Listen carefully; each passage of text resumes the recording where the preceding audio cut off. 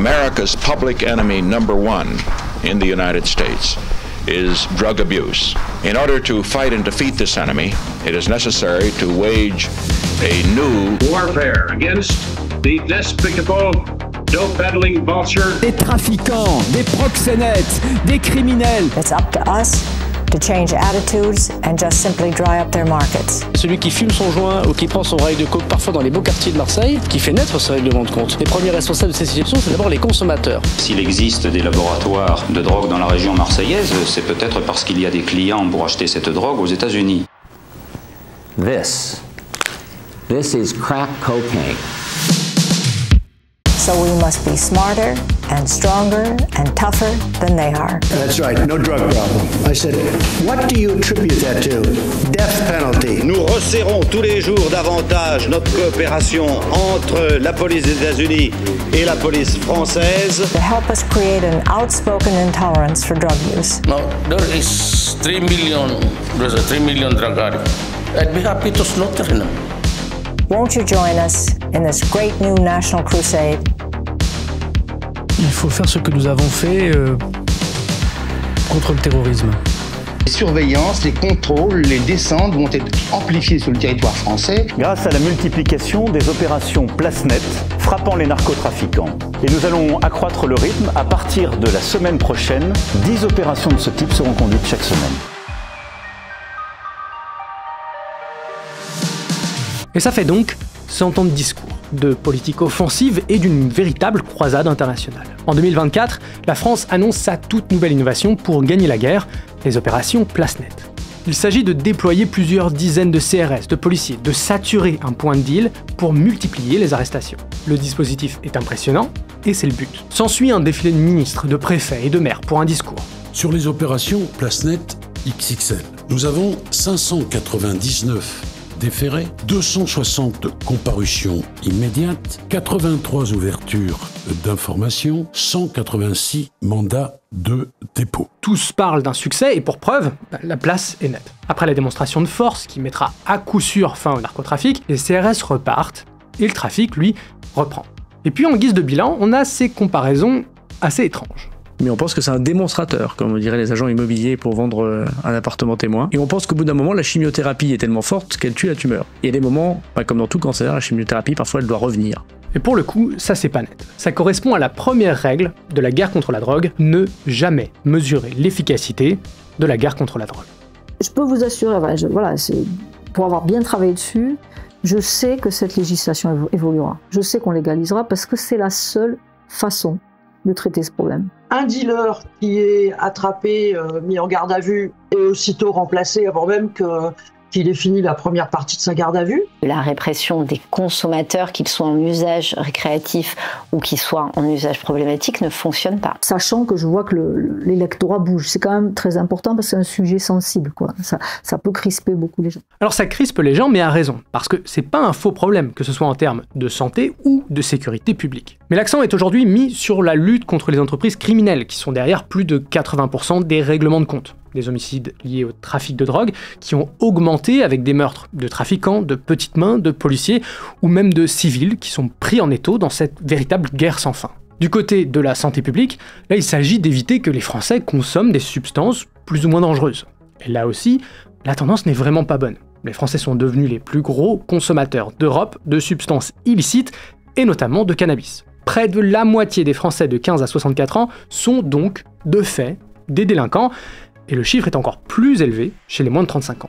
Et c'est ça qui a poussé Emmanuelle Auriol, une économiste spécialisée sur le sujet, à rédiger un rapport pour le Premier ministre en 2019. La France, c'était un peu la double peine, puisque on est un des pays où la consommation est le plus élevée, notamment parmi les plus jeunes, et en même temps, en Europe, on est un des pays les plus répressifs qui existent. Quand on a écrit le rapport, il y avait plus d'1 million d'heures de travail de police qui était consacré à la répression. Et là-dedans, 90% c'était du cannabis en fait. Et c'est essentiellement arrêter des enfants dans la rue, des jeunes, parce qu'ils fument, bon par exemple. Donc ça c'est un coût pour la société parce qu'on finance des forces de l'ordre à faire ce genre de travail alors qu'il y a beaucoup d'autres crimes à poursuivre. La loi française prévoit encore aujourd'hui une peine d'1 an de prison pour simple consommation de cannabis. Comme c'est un délit qui est commis par des millions de Français, alors forcément on le retrouve dans le nombre d'interpellations, mais aussi dans la surpopulation carcérale, puisque autour de 20% des détenus en France le sont pour des infractions liées à la prohibition des drogues. Et si la répression ne permet visiblement pas de diminuer le narcotrafic, elle ne connaît pourtant aucune déviation. Selon eux, au contraire, le problème ce serait même que la répression la plus forte d'Europe serait trop laxiste. Puisqu'on a eu pendant toutes ces années une culture du laxisme. Et là, on va serrer la vis, mais vous allez voir, on va la serrer, mais bien comme il faut. Parce que pour moi, il y a eu trop de laxisme. Mais dans tous ces discours qui demandent plus de répression, il y a une chose que vous ne trouverez pas, c'est un exemple à l'étranger. Et c'est assez curieux, parce que généralement, c'est un bon argument de dire que ça marche bien dans un pays voisin. Et il y a une raison à cette absence. Non, la prohibition ne marche pas quand la demande latente est importante. La demande latente, ça veut juste dire que c'est une demande qui n'a pas encore rencontré son offre. C'est des clients potentiels. Ces politiques-là qui disent on va les arrêter, les criminels, mais vous pouvez en arrêter 1 par jour, 2 par jour, 3 par jour. Il y a des criminels en puissance, enfin potentiellement le réservoir il est infini. Donc vous en mettez en prison, il y en a un autre carré. Et vous n'allez jamais arriver à supprimer, même dans les pays où c'est passible la peine de mort, il y a du crime organisé et il y a quand même ces substances qui sont vendues et commercialisées. Donc par exemple aux États-Unis, c'est de là que viennent ces législations qui imposent la prohibition donc, des stupéfiants. Eh bien, ils avaient fait la prohibition de l'alcool sur les mêmes modèles en espérant donc supprimer l'alcoolisme. La seule conséquence que ça a eu, ça a été d'installer le crime organisé aux États-Unis qui n'existait pas avant la prohibition de l'alcool. Il y avait de la délinquance, il y avait de la criminalité, le voleur de bicyclette, le féminicide, etc. Mais du crime organisé avec des mafias italiennes, comme il y a eu après, à la fin de la prohibition, ça n'existait pas. On peut également chercher des exemples plus récents de prohibitions ultra répressives. Par exemple, les Philippines ou l'Indonésie. C'est des pays qui ont été très loin dans la répression jusqu'à des exécutions sans jugement de toute personne suspectée de trafic. Les photographes s'amassent dans une ruelle du bidonville de Quezon City, d'où est extrait le corps de John Juna Rivera, un consommateur de méthamphétamine. Rivera est l'une des 8000 victimes de la violente guerre antidrogue menée depuis juillet par le président Rodrigo Duterte. Les dizaines de milliers de morts, dont de nombreux innocents, n'ont pourtant pas mis un terme à la consommation de drogue. Et surtout, cette répression amène avec elle à ce que les actions de la police soient perçues comme pires que le mal qu'elles sont censées combattre. Les polices des Philippines ou des États-Unis ont connu ce type de retournement. Et cette peur de la police, elle est visible aux États-Unis dans les années 1930, avec par exemple ce panneau « Je ne suis pas un trafiquant, ne tirez pas, je vais m'arrêter ». Parce que dans le même temps, cette police elle est humiliée, que ce soit par la consommation omniprésente du produit interdit qui remet en cause assez directement leurs compétences, mais aussi parce que le marché noir donne une force énorme aux mafias, et à cela il faut ajouter les relations compliquées que les agents eux-mêmes peuvent entretenir avec les substances qu'ils confisquent. Au terme de l'enquête, le gardien de la paix apparaît plus comme un simple toxicomane et nullement comme un trafiquant. En revanche, il a cédé un peu de drogue à des proches et surtout, il a caché chez lui les armes d'un trafiquant. Alors ça fait bien 100 ans qu'on sait que les prohibitions de produits populaires ne finissent pas bien. Il y a bien des pays comme Singapour ou le Japon avec des politiques de répression qui semblent se maintenir et limitent la consommation de produits stupéfiants, mais ce sont des sociétés qui, en plus de peines très fortes, ont également en place une pression sociale immense sur leurs citoyens pour réduire la demande. Et dans tous les cas, ce ne sont vraiment pas des exemples utilisés ou utilisables par des politiciens français parce que vouloir faire comme Singapour, par exemple, c'est être prêt à aller jusqu'à exécuter des personnes handicapées mentales pour trafic. Donc vous n'entendrez pas d'exemple de prohibition heureuse. Pourtant, la France, depuis 50 ans et malgré toutes les défaites des prohibitions, pense encore pouvoir vraiment gagner cette guerre, avec des opérations toujours plus impressionnantes qui sont toujours décrites comme des succès et qui sont justifiées par soit le nombre d'agents mobilisés ou des saisies. On en est à un total de 26 interpellations, avec à la clé 19 gardes à vue. Nous avons fait des saisies relativement importantes, 18 kg de résine de cannabis, 13 kg d'herbe, 500 grammes de cocaïne et je crois plus de 20 000 euros en liquide.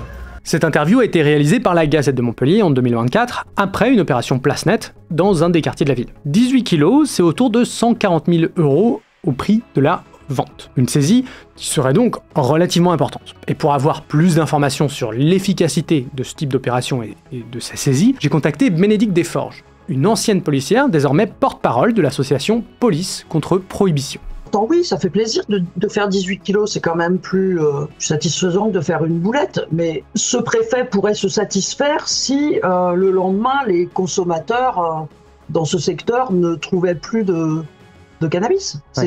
C'est ça la vraie indication. Une quantité qui est saisie et aussitôt refournie, un dealer qui est attrapé, mis en garde à vue et aussitôt remplacé avant même qu'il ait fini la première partie de sa garde à vue. C'est comme ça que ça se passe. Parce que basé sur les chiffres de la consommation moyenne, la ville de Montpellier consommerait un truc autour de 300 kg de cannabis par mois. Ces 18 kg représentent donc moins de 2 jours de consommation pour la ville. Et sans compter que les pertes économiques pour les trafiquants sont vraiment minimes. Parce que chez l'agriculteur marocain, par exemple, la résine est à 200 € le kilo.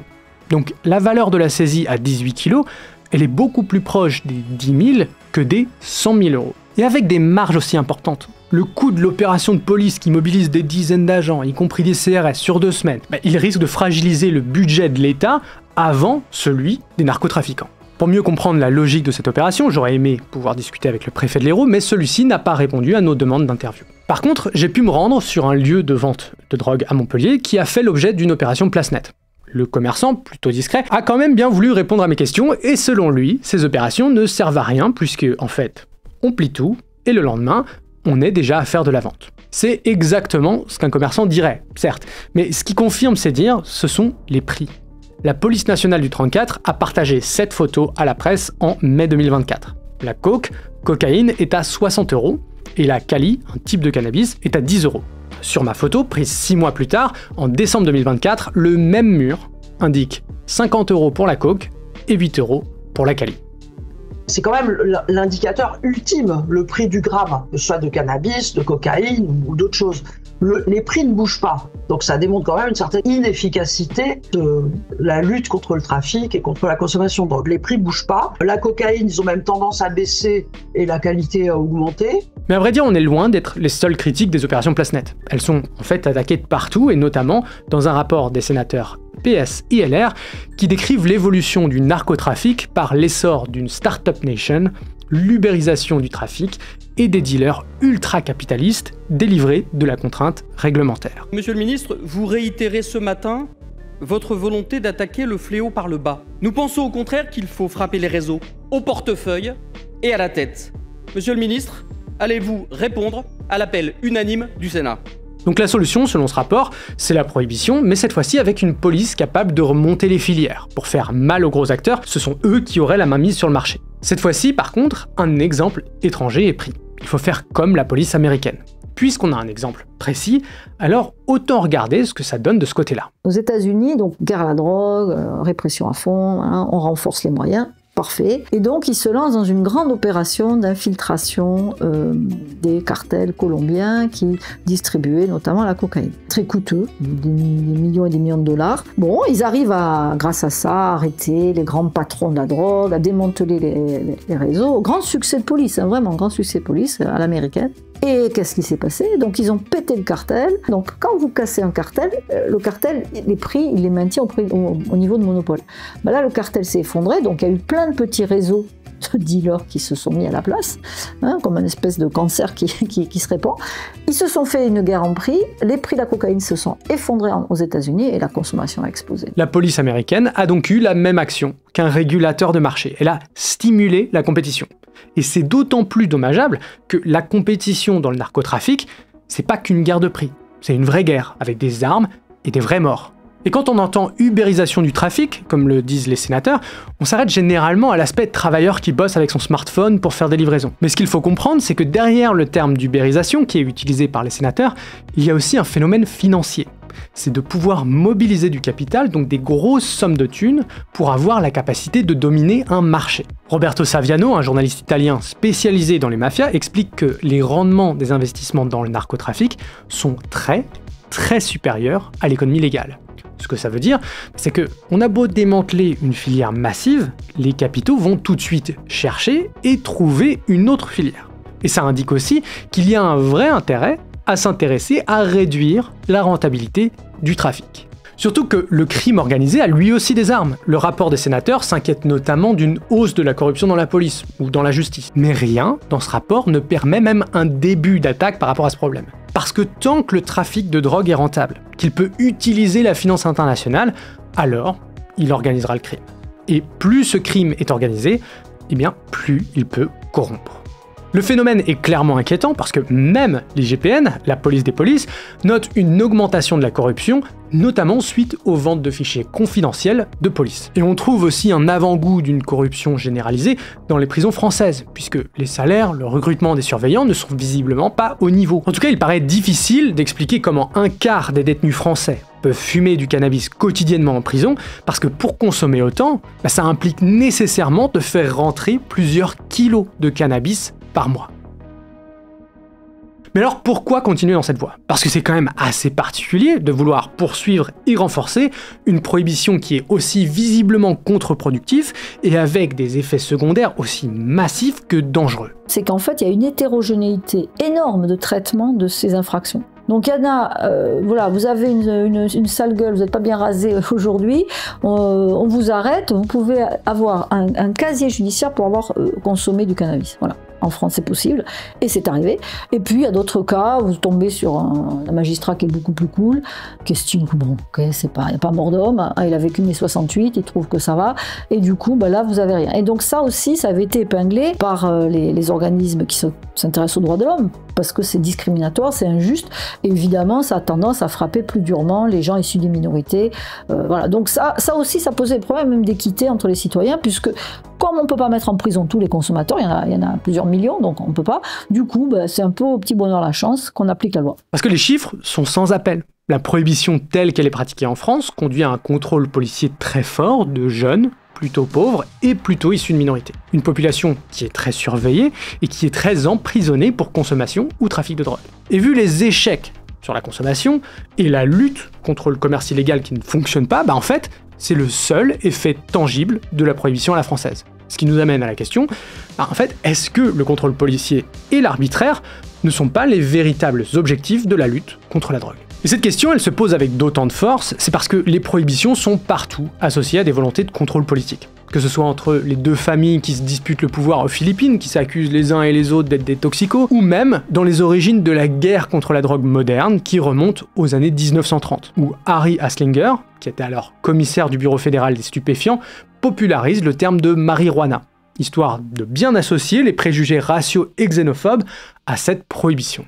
Coloreds with big lips, he told Congress, lure white women with jazz and marijuana. Anslinger set his sights on persecuting several musicians: Charlie Parker, Louis Armstrong, Thelonious Monk, Dizzy Gillespie, Duke Ellington. Une propagande qui va durer des décennies et qui se retrouve dans les années 70 avec le président Nixon, qui fait de la guerre contre la drogue sa priorité et la mondialise. $462 million for the drug war in 1974, almost 8 times the amount spent 4 years earlier. Et c'est d'ailleurs par son impulsion que la guerre contre la drogue s'importe en France. Et nous avons d'ailleurs parfaitement réussi en ce qui concerne la lutte contre la drogue et contre les trafiquants de drogue, puisque notre pays sur ce plan commence à être donné en exemple et que nous avons reçu les remerciements des États-Unis et que nous exerçons une sorte de leadership en la matière en Europe. Et ce n'est que des années plus tard que la face cachée de cette politique très offensive est révélée par un proche conseiller du président américain. Nixon, en 1968, avait deux ennemis, la gauche pacifiste et les Noirs. Nous savions que nous ne pouvions pas rendre illégal le fait d'être pacifiste ou noir, mais en incitant le grand public à associer les hippies à la marijuana et les noirs à l'héroïne, puis en criminalisant lourdement les deux produits, nous pouvions casser ces communautés. On pouvait arrêter leurs responsables, fouiller leurs maisons, briser leurs rassemblements et les diaboliser jour après jour dans les journaux télévisés. Est-ce qu'on savait qu'on mentait à propos des drogues? Bien évidemment. America's public enemy number one is drug abuse. Alors on va partir du principe que contrairement à tous ces gens-là, vous n'avez pas d'objectif caché dans votre politique liée aux drogues. Dans ce cas, il faut quand même reconnaître que le choix de la prohibition, il tient pas vraiment la route. En tout cas, c'est une évidence sur le point économique. Légaliser, pas dépénaliser, hein. légaliser. Oui, c'est un sujet économique. Emmanuel Auriol, pour le Conseil d'analyse économique, 2019-2020, sort un rapport où elle dit tout. Alors, il y a quand même une vraie réflexion qui date du 19e siècle, au moment de la guerre de l'opium et tout ça, sur cette, effectivement, est-ce qu'on peut débarrasser la société de la drogue et est-ce que, par la répression, on ne crée pas une rente à la criminalité? Les éditorialistes, les profs d'économie de plateau télé et les académiques proposent la même chose. Le consensus est tellement réel qu'il est même présent dans un sondage du Ken Clark Center pour l'Europe, selon lequel aucun des dizaines d'économistes interrogés ne s'oppose à la légalisation du cannabis. Reste que ces considérations se heurtent à des valeurs morales, incarnées ici par ce présentateur BFM qui tente de balayer plusieurs minutes d'arguments, de considérations philosophiques, de travaux économiques, avec une opinion qui se veut finale. Jean-Marc Daniel, j'espère que vous allez dire le contraire parce que je ne suis pas du tout d'accord. Tout ça est très intéressant d'un point de vue économique et très rationnel, sauf qu'à la fin, une société qui dit à ses concitoyens, notamment à ses enfants, que c'est OK de prendre des substances qui peuvent irrémédiablement atteindre vos facultés intellectuelles, morales, votre dignité d'être humain, n'est plus une société. Des considérations morales fondamentalement contre-productives et qui oublient toujours de rappeler que la consommation de l'alcool et du tabac, c'est la principale cause de décès liée aux consommations de substances psychoactives.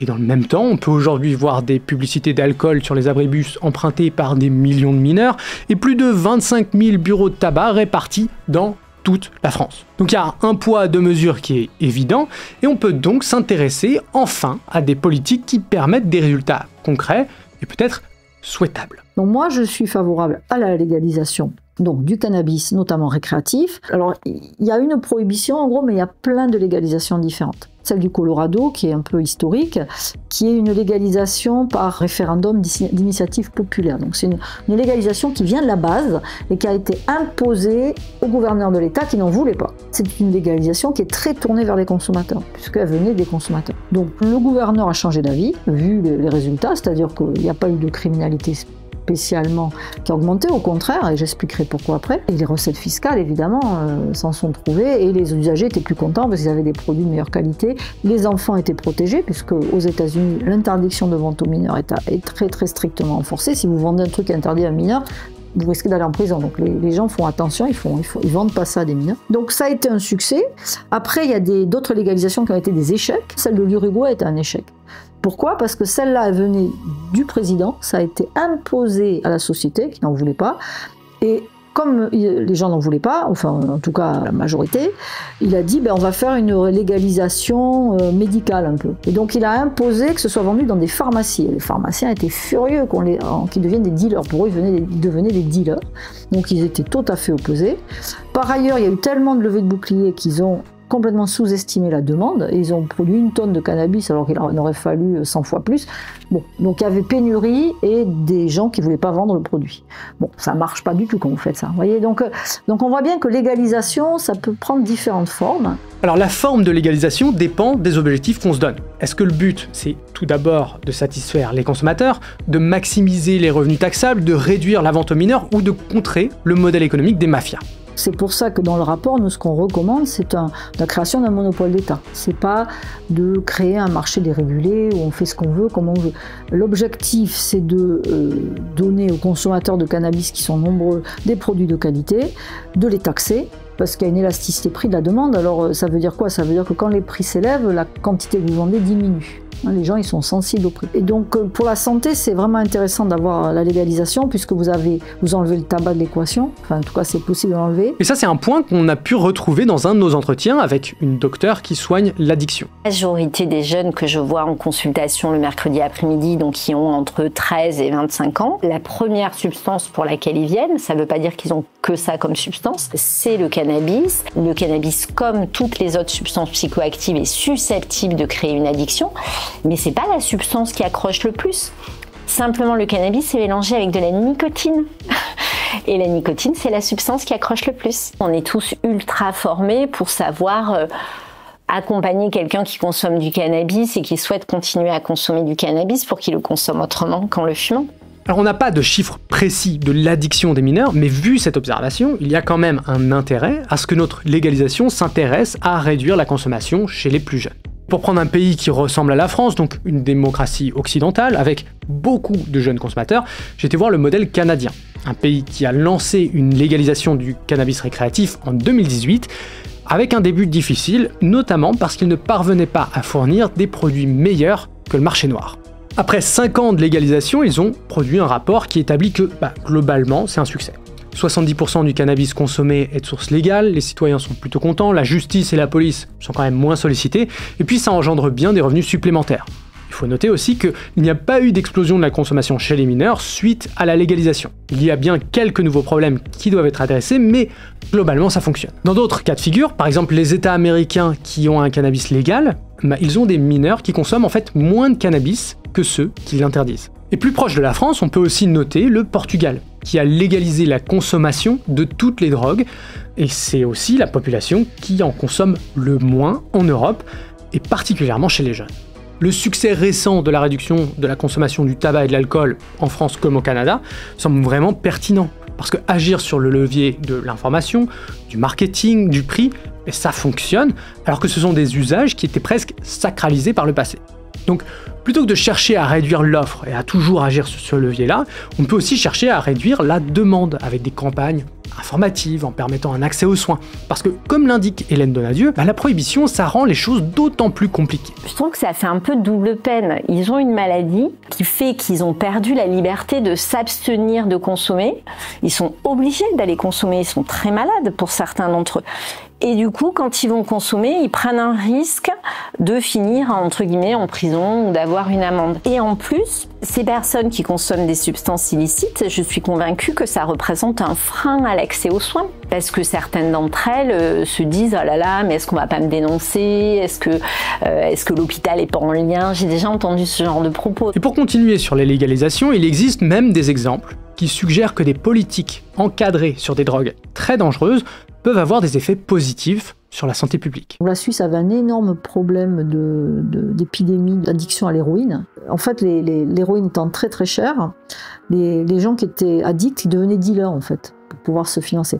Et donc, ils avaient besoin de clients. Et donc, ils contaminaient, en fait, on avait comme des taches d'huile. Donc, on avait quelques personnes qui se mettaient à consommer. Et puis, vous voyez qu'il y a plein de gens, comme une épidémie, en fait. Et donc, ce qu'ont fait les Suisses, ils ont décidé de légaliser l'accès à l'héroïne médicalisée. Et du coup, là, l'épidémie s'est arrêtée complètement. Et les gens mouraient plus, parce qu'en fait, vous mourrez d'overdose quand c'est pas bien dosé. Alors ça, c'est pas une légalisation récréative. Parce que généralement, les personnes qui consomment de l'héroïne ou des substances aussi dangereuses ne vont pas bien. Alors cette politique, elle permet d'identifier les addicts avant qu'ils aillent trop loin dans leur consommation et qu'ils deviennent un danger pour eux et pour les autres. Cette politique, c'est aussi reconnaître que les humains sont faillibles, que l'addiction, ça peut arriver à tout le monde, et même à des gens bien. Des problèmes psychologiques, le décès d'un proche, une douleur chronique, tout ça, ça n'arrive pas qu'aux autres. Et comme l'indique Emmanuel Auriol, l'autre impact, c'est l'aspect économique, de réduire la propagation et donc la contagion économique qui peut se passer quand les addictions sont coûteuses. En France, la problématique sur les drogues plutôt dangereuses et coûteuses, c'est plutôt la cocaïne. On a une nette augmentation des demandes dans nos structures de soins, une nette augmentation des passages aux urgences en lien avec des complications avec la cocaïne, et les forces de police sont toutes unanimes, et l'OFDT l'a publié, sur le fait que les saisies doublent quasiment chaque année. Donc ça veut dire qu'il y a une offre énorme de cocaïne qui est en train d'arriver sur l'Europe, pas que en France, et du coup une nette augmentation des consommateurs. Donc on est plutôt dans une vague d'augmentation majeure de la consommation de cocaïne en France. Parce que si le prix de cette addiction a baissé, ça reste une addiction assez coûteuse. Reste que cette forte augmentation de la consommation de cocaïne et le record européen de consommation de cannabis ne produisent pas de crise sanitaire majeure très visible pour la population. On est loin en tout cas du désastre sanitaire qui est lié aux drogues opioïdes aux États-Unis ou à la crise de l'héroïne combinée avec le sida des années 1980. Donc la question en France, c'est de voir comment stopper cette crise sécuritaire et répondre à nos problématiques de santé publique. Ce qu'on sait, c'est que pour le crime organisé, la première source de revenus, c'est le marché des stupéfiants. Donc c'est un marché qui est hyper lucratif, c'est plusieurs milliards de dollars tous les ans qui rentrent dans les poches de criminels. Et ces centaines de milliards de dollars, il faut les blanchir, parce que c'est pas de l'argent gagné légalement. Il faut trouver des combines pour le réintroduire dans le système économique légitime, normal, pour pouvoir l'utiliser. Et donc ça a vraiment un effet déstabilisant pour l'économie mondiale. Ça dépasse les frontières françaises. Hein. Sachant par exemple qu'en France, les plus gros dealers, ils sont au Maroc, hein. Ils ne sont pas basés en France. On ne peut pas les arrêter en fait. Ils sont pas sur notre territoire. Légaliser les drogues, c'est s'attaquer directement au modèle économique des mafias. Du jour au lendemain, la rentabilité des entreprises criminelles est quasiment anéantie. Le proxénétisme, le vol, la fraude ou les filières d'immigration illégale, tout ça, c'est loin d'avoir la même rentabilité que le narcotrafic. Parce que c'est pas la malfaisance qui motive le dealer, le comptable de mafia ou le douanier corrompu. Ce qui les a réunis dans une entreprise criminelle, c'est leur part du profit. C'est ça qui organise le crime et qui crée les mafias. En fait, il faut revenir en 1933 pour voir l'effet de la fin d'une politique de prohibition. La légalisation de l'alcool a immédiatement appauvri les mafias américaines. Ça a réduit leur pouvoir de nuisance et ça a entraîné une chute très rapide du taux d'homicide. Un effet similaire peut se passer avec une politique de légalisation récréative du cannabis, et peut-être d'autant plus en considérant une légalisation peut-être plus partielle et médicalisée d'autres substances. Parce que ce sont vraiment ces produits qui constituent la source de revenus majeure des mafias. Mais si le but de la légalisation, c'est vraiment sécuritaire, alors il faut une légalisation ambitieuse, donc qui retire tout intérêt pour les consommateurs de passer par le marché noir. Et c'est pour ça qu'il faut prévoir des quantités suffisantes quand on légalise. C'est en France, nous on dit au moins 500 tonnes, vous voyez, avant d'ouvrir la première boutique. Sinon vous allez avoir des queues avec des pénuries comme il y a eu au Canada et comme il y a eu en Uruguay. Ça n'a pas marché à cause de ça. Il faut des produits de qualité aussi. Il faut que le cannabis qu'il ait bon goût. Moi je ne sais pas ce que ça veut dire, mais enfin les consommateurs au Canada ils disaient il est dégoûtant. Et on n'en veut pas de ce cannabis. En 2024, les 300 à 500 tonnes de cannabis vendus entre 7 et 10 euros le gramme représentent un marché à 3,4 milliards d'euros. Aujourd'hui, il est entièrement capté par des organisations criminelles. Mais ce sont justement ces milliards qui permettent d'envisager la légalisation comme une opportunité économique. Parce qu'un marché légal du cannabis, c'est du jour au lendemain disposer, par exemple, d'un demi-milliard à dédier à des campagnes d'information sur les impacts du cannabis, un demi-milliard pour renforcer les efforts de la police sur la vente de produits stupéfiants aux mineurs, et peut-être un demi-milliard pour se donner les moyens de traiter les addicts comme des malades et freiner la propagation des addictions. Et c'est aussi une opportunité de santé publique, dans le sens où la recherche médicale a trouvé et prouvé que des médicaments à base de substances aujourd'hui illicites, en France, sont particulièrement efficaces, que ce soit le LSD ou le cannabis, qui sont très utiles pour traiter des douleurs chroniques ou des traumatismes psychiques importants. Sans compter que la prohibition a également ralenti et même empêché la recherche médicale de se développer sur ces substances pendant des décennies. Très étudiés en psychiatrie dans les années 50 et 60, leur interdiction en 1971 marque la fin des recherches sur le potentiel thérapeutique des psychédéliques. Mais depuis une dizaine d'années, ces molécules font leur grand retour dans les laboratoires et des essais cliniques voient le jour. Les psychédéliques ont sans aucun doute le potentiel de changer la vie de nombreux patients atteints de troubles psychiques. The study reported 88% of those with severe PTSD had significant symptom reduction, and 67% were essentially cured. Lebecki is one of them.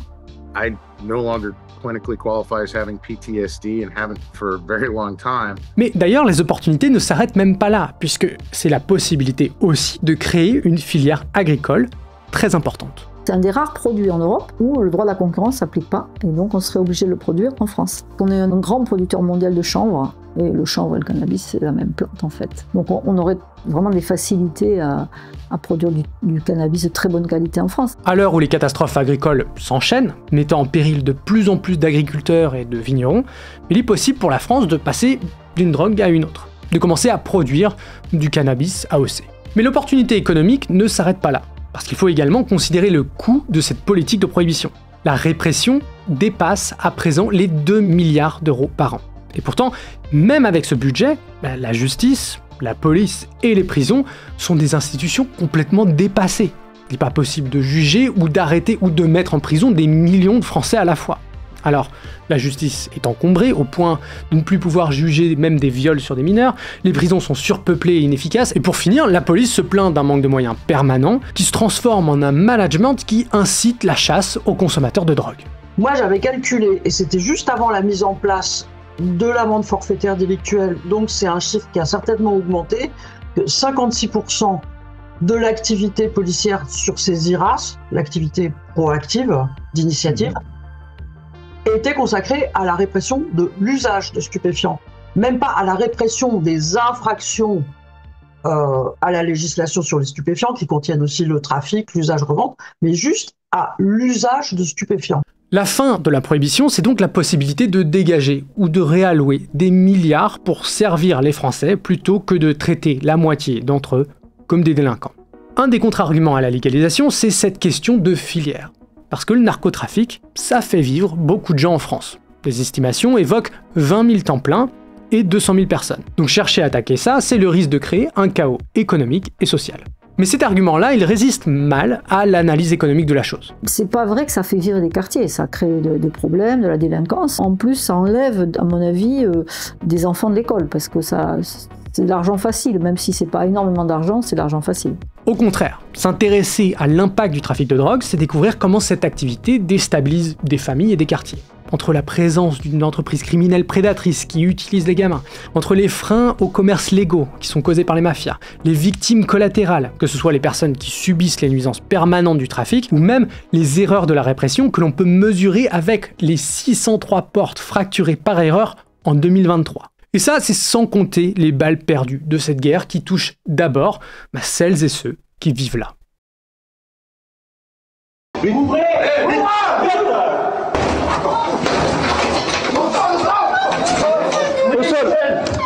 priori, les gendarmes n'ont pas défoncé la bonne porte. L'individu à terre n'est pas celui qu'ils recherchent. Il est où? Ah, je sais pas. Dans quel appartement il habite là? C'est pas ici. C'est où? C'est qu'il habite. Qu'est-ce que vous faites, monsieur? Non. Vous faites le quoi? C'est pas bon. C'est pas le bon. Donc le chaos social, c'est maintenant. Et si on peut toujours imaginer pire, il y a quand même de la marge pour améliorer la situation.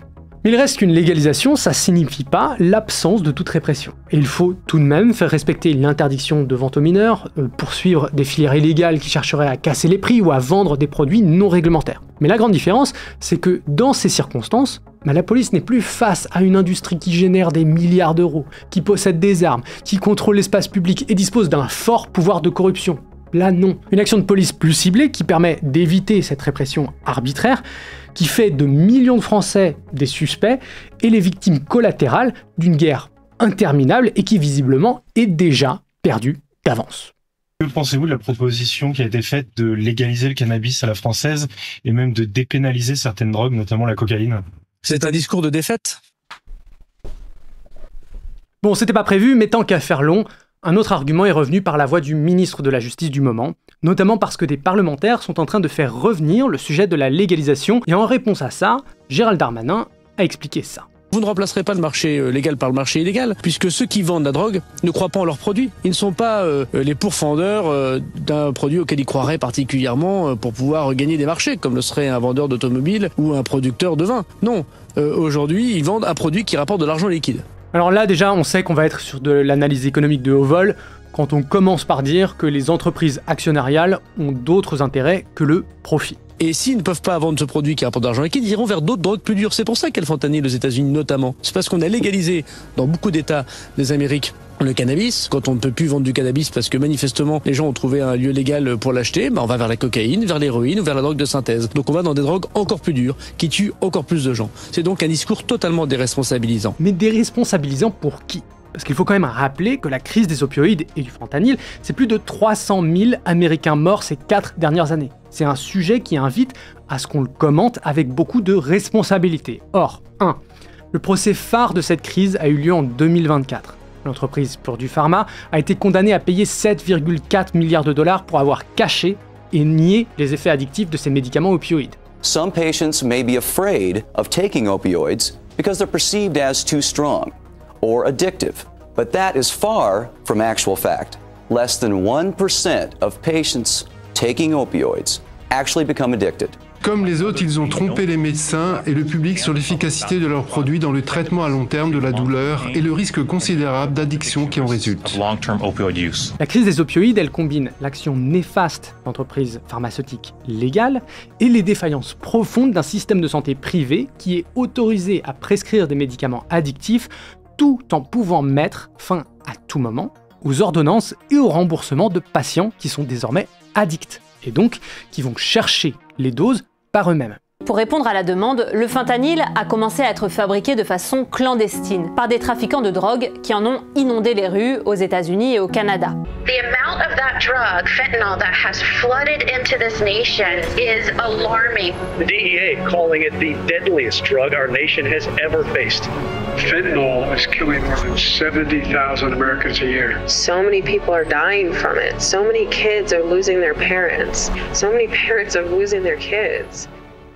Pour faire un parallèle, cet article du journal Le Monde évoque qu'en 2024, 12 millions de Français ont une prescription de médicaments opioïdes. Notre système de santé, lui, permet un meilleur accompagnement, et malgré des défaillances, il nous permet d'éviter de lâcher des gens d'un coup comme ça avec une addiction. Donc il n'y a pas de crise sanitaire de la même ampleur, même s'il faut garder une très forte vigilance sur ce sujet. Deuxième point, c'est que la crise des opioïdes n'est donc pas causée par la légalisation du cannabis. Il y a beaucoup de recherches scientifiques sur la question, il y a eu des retournements de situation, mais aucune étude n'a montré de lien. Et troisième point, depuis 2023, les overdoses liées aux opioïdes ont baissé pour la première fois en 20 ans. La même année, 3 États ont légalisé le cannabis récréatif, alors qu'une dizaine d'autres, dont New York, ont assoupli ou légalisé dans les 2 ans précédents. Tout ça pour dire que la déclaration du ministre de la Justice française va à l'encontre de la constatation de la justice américaine elle-même, qu'elle est hors sol niveau économique, qu'elle est contraire à la recherche scientifique sur le sujet et qu'elle tente en fait de réécrire l'histoire d'une crise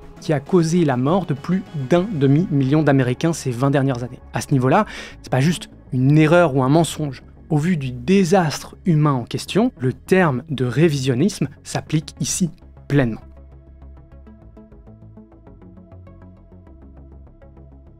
Alors, devant le consensus économique, devant des exemples étrangers encourageants, devant des centaines d'années d'échecs de prohibition, que faut-il attendre pour une réforme ?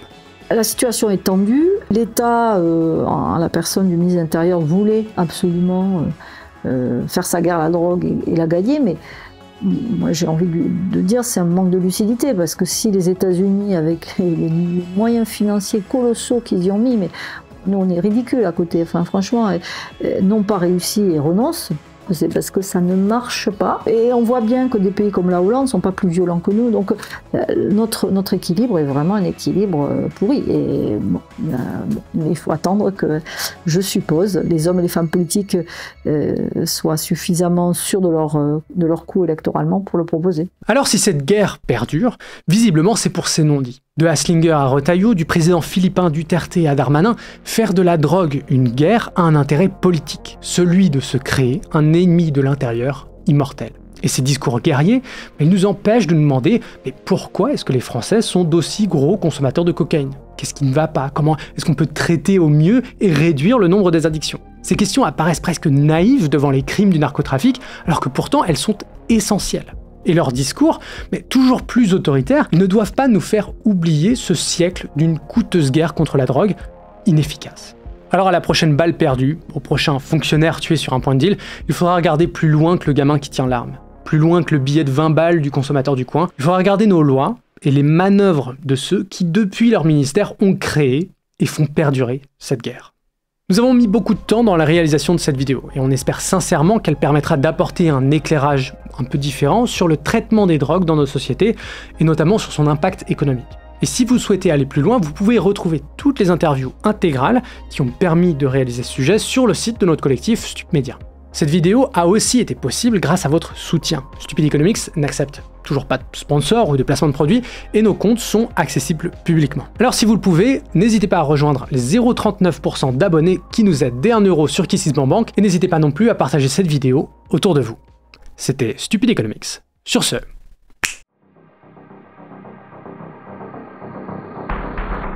America's public enemy number one in the United States is drug abuse. In order to fight and defeat this enemy, it is necessary to wage a new warfare against the despicable dope-peddling vulture. Des trafiquants, des proxénètes, des criminels. It's up to us to change attitudes and just simply dry up their markets. Celui qui fume son joint ou qui prend son rail de coke parfois dans les beaux quartiers de Marseille, qui fait naître ce règlement de compte. Les premiers responsables de ces situations, c'est d'abord les consommateurs. S'il existe des laboratoires de drogue dans la région marseillaise, c'est peut-être parce qu'il y a des clients pour acheter cette drogue aux États-Unis. This is crack cocaine. So we must be smarter and stronger and tougher than they are. That's right, no drug problem. I said, what do you attribute that to? Death penalty. Nous resserrons tous les jours davantage notre coopération entre la police des États-Unis et la police française. To help us create an outspoken intolerance for drug use. Now, there is 3 million drug addicts. I'd be happy to slaughter them. Won't you join us in this great new national crusade? Il faut faire ce que nous avons fait contre le terrorisme. Les surveillances, les contrôles, les descentes vont être amplifiés sur le territoire français. Grâce à la multiplication des opérations Place Nette frappant les narcotrafiquants. Et nous allons accroître le rythme. À partir de la semaine prochaine, 10 opérations de ce type seront conduites chaque semaine.